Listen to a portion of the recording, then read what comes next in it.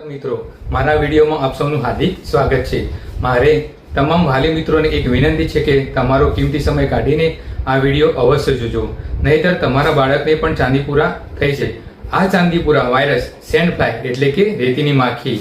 આ માખી મુખ્યત્વે આપણા ગામની અંદર કે મહોલ્લાની અંદર જે કાચા મકાનો કે લીંપણવાળા ઘરો કે દિવાલો છે અને ઈંટોની કાચી દિવાલોના ઘર છે, જે તિરાડો અને છિદ્રો હોય છે તેમાં આ માખીનો ઉછેર થાય છે। આ ચાંદીપુરા વાયરસ મુખ્યત્વે 15 વર્ષથી નીચેના તમામ બાળકોને વધુ અસર કરે છે। ચાંદીપુરાના મુખ્ય લક્ષણો હું તમને જણાવીશ કે તે શાંતિથી સાંભળજો। તમારા બાળકને આમાંનું કોઈ પણ લક્ષણ જણાય તો તાત્કાલિક સરકારી હોસ્પિટલમાં કે બાળકને સારવાર માટે લઈ જવું પડશે।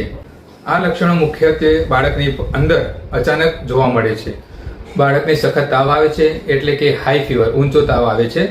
બાળકને ઉલટી અને ઝાડા પણ જોવા મળે છે, સતત ઉલટી થયા કરે છે। આ વાયરસ બાળકના મગજ અને ચેતાતંત્ર પર અસર કરે છે। બેભાન થઈ જવું, બાળક હુમલો કે આંચકી આવે છે, બોલવામાં તકલીફ પડે છે, ચાલવામાં અસંતુલન થાય છે। બીજા લક્ષણો જેવા કે સ્નાયુઓમાં ખેંચાણ, માથાનો દુખાવો, અજવાળાથી ચીડ થવી અને ઊંઘ ન આવવી। જો તમારા બાળકને આમાંના લક્ષણો દેખાય તો 24 થી 48 કલાકમાં સ્થિતિ બગડી શકે છે। હાલમાં આ વાયરસ માટે કોઈ ચોક્કસ દવા કે રસી નથી, તેથી સાવચેતી જરૂરી છે।